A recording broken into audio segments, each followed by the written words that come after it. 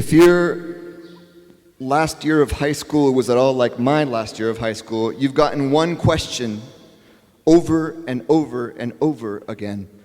More than any other question in your life, except for maybe, have you brushed your teeth yet? And that is, so, what do you want to do with your life?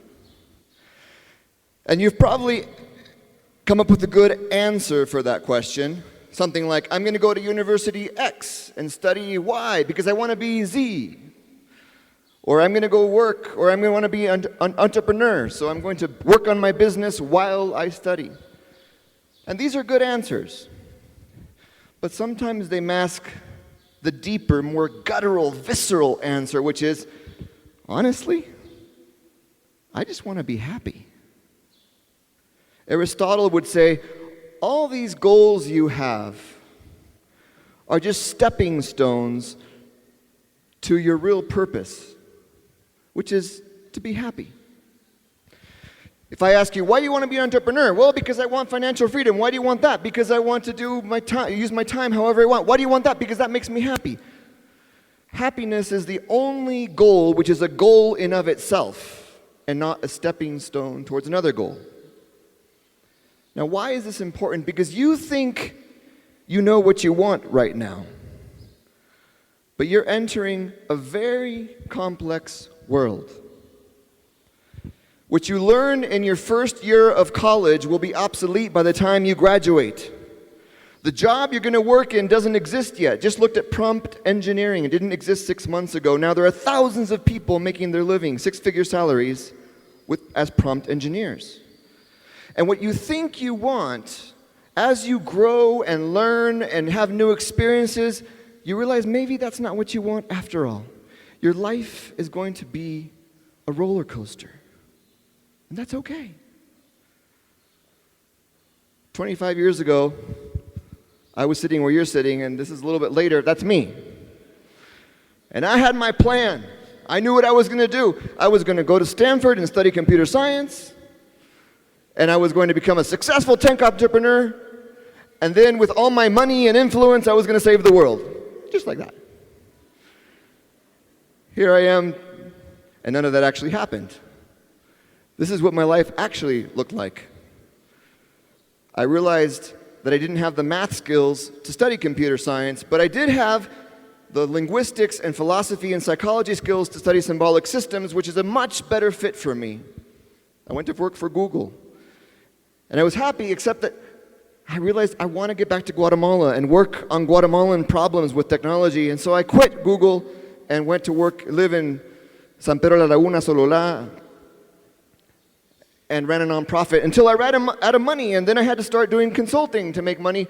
And then if I really want to change the world, I need to get an MBA. So I went to live with my wife in Dubai and Shanghai and London, and went to Boston to get a master's in finance because they gave me a scholarship. And then I ran into a professor on the street, and he said, come to my office. And suddenly, I started a new career, and I became an innovation expert. And a few years later, I was back here, heading up Guatemala's innovation effort, and then Multiinversiones' innovation efforts. And then I said, I want to get back to my mission and help Guatemala through technology. So I started my own company. And 4 years later, I ran out of money, I couldn't get it to work, and I failed. And so I had to become an employee again. And now I work for an artificial intelligence company in Silicon Valley as a programmer. And I code all day. In 25 years, I've had 6 careers. And what's next? I have no idea. Did I live the life I wanted? No. But am I happy? Absolutely, yeah. Because I didn't base my identity on my career. I based it on the problems I wanted to solve.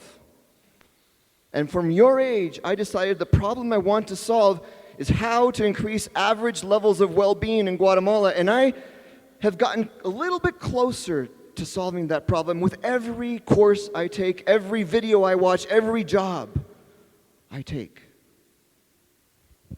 So that's my first piece of advice for you, is find the problems you want to solve throughout your life, not the career you want to have. And as you go through your own roller coaster, there's a lot of things you'll want that you won't get. But remember, when that happens, that if it's not this, it's something better. You're not only going into a complex world, you're going into a synthetic world, powered by AI. You're the first generation going into a post-ChatGPT world. And what that means is that the most scarce thing in the world over the next few decades is going to be authentic human connection. So should you use ChatGPT to write your papers? Some of you will go to a university that says, yes, use it. Others will go to one that says, no, don't use it. But I want you to be aware of a deeper danger. And that is the danger of being average. Because ChatGPT is not really intelligent. It's just a predictor of language patterns, and it's really good at predicting language patterns. And if you say roses are red, violets are, it's really good at predicting that the next word is blue. But it makes the stuff up. It doesn't know what's true, what's not true. And if you ask it to write a song or a poem or a paper, it'll deliver something good, but it'll never deliver something brilliant. Because it's based and trained on average. So use ChatGPT and AI to get smart, to learn about what you don't know. Raise your own average. But if you have to create something, or if you have to communicate something, don't use AI. Find your unique voice from the depths of your soul. Because that is what the world longs for. Your parents, your professors, your girlfriends, your boyfriends, your friends. All they really want is to connect to your soul. Not to see a bunch of words, patterns, spit back by AI. In my life, I found that most of my happiness, or much of my happiness, came from being a creative soul. And every paper I would write, every project I did, every moment I lived, I would ask myself, what can I do differently to make this more amazing? And I did a lot of crazy things, like dancing in a museum, or going on a double date every week for a semester, so that I could get over my fear of asking girls out. Or I saw, Yeshua, right? Yeah. You did a little dance, right? When you came in the aisle? That was you.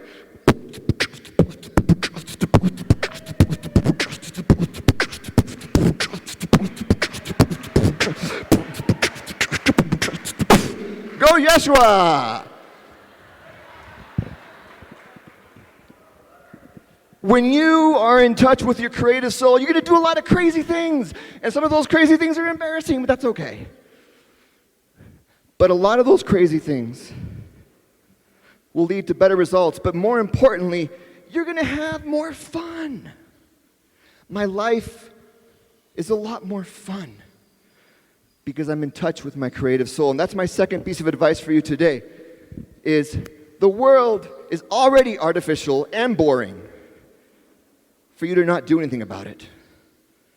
So find your creative genius, the things that make you feel alive, and bring those things to the problems you want to solve. You're not only entering a complex world and a synthetic world, you're entering a lonely world. Our addiction to social media is the biggest mental health crisis humanity has faced in its history.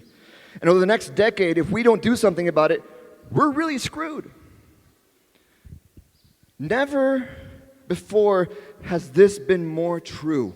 The greatest thing you'll ever learn is just to love and be loved in return. When I went to college, I felt like I didn't belong. I felt like I was the stupidest person there. I got depressed. And these are the guys that helped me get through it. We call ourselves the Fab Four. Today, 25 years later, we're still going through marriage problems and kids problems, and we still are friends. And we help each other get through our tough times. They are so different than me. They don't believe what I believe. They're much smarter than me. They know things I don't know. But they love me for who I am. And that community is the community that got me through my journey. So that's my third piece of advice for you today, is find a community that loves the real you.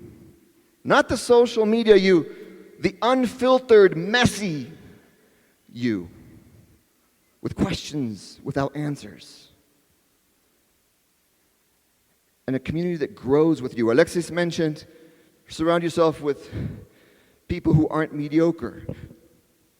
Find a community that'll grow with you and change with you as you grow. And finally, you're entering a very busy world. This is important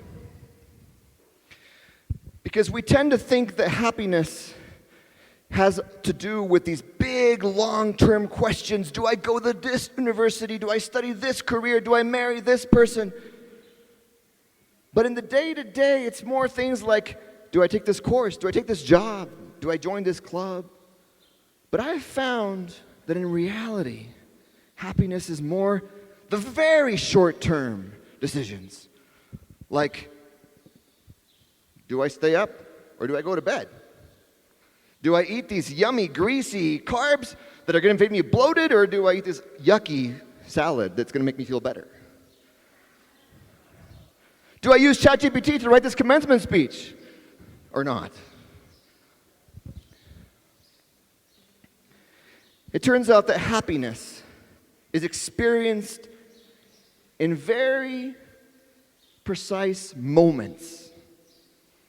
Moments when biochemical reactions in your brain happen.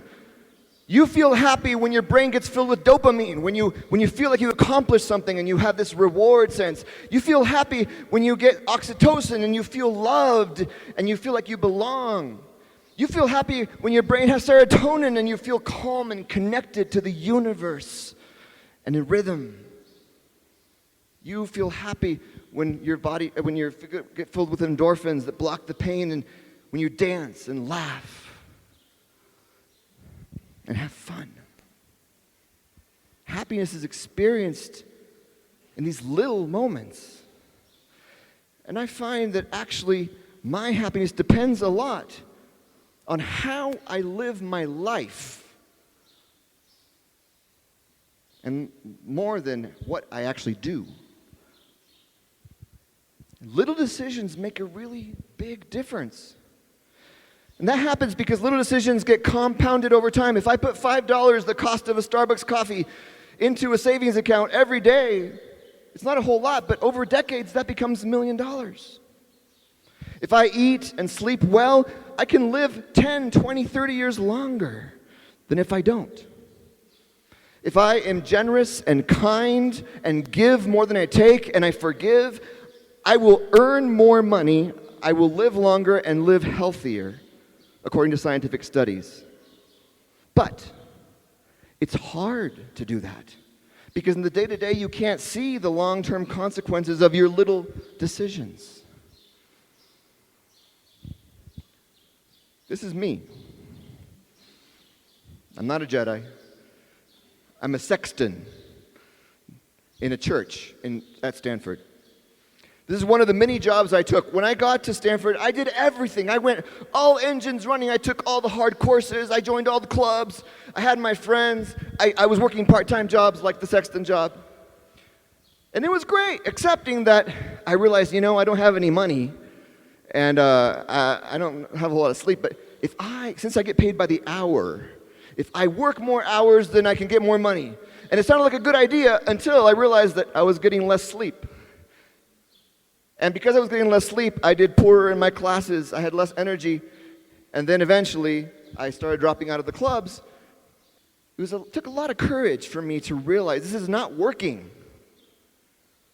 I'm not happy. It took more courage to say, I'm going to say no to good things because they're not working for me. I need to recalibrate and find a better rhythm that works for me. But as you get older, it's not just you. You get married, you have kids, maybe. And many years later, fast forwarding, I was at the peak of my career. I was in charge of innovation at CM. I was working directly with the president. And of course, when you do a good job, they say, oh, you're great. Let's give you more things to do. And so I did more things. And I was happy, but I was traveling a lot, and I was spending less time with my family. And things weren't working well at home. A lot of fights. And it took a lot of courage for me to say, you know what? I'm going to say no to good things so that I can find a rhythm that works for us. And one of the things that helped me make this decision was understanding that the Greeks had two words for time: chronos, the time you measure, chronometer, and kairos, season, moment. And I realized I can do everything, but not all at once. And I realized I can work intensely, but I need to create a sandwich of buffers of rest around that, otherwise I burn out. And I realized that I constantly needed to recalibrate and ask myself, in this season of my life, in this moment that I'm living, what is the most important use of my creative energy? And today, the answer to that question is to be a dad, a husband, and an employee.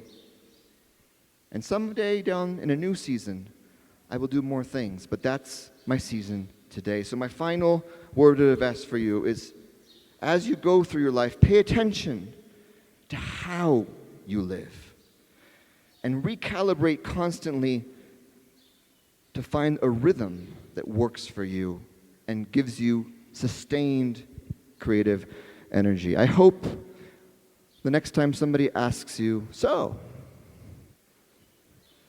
what are you going to do with your life?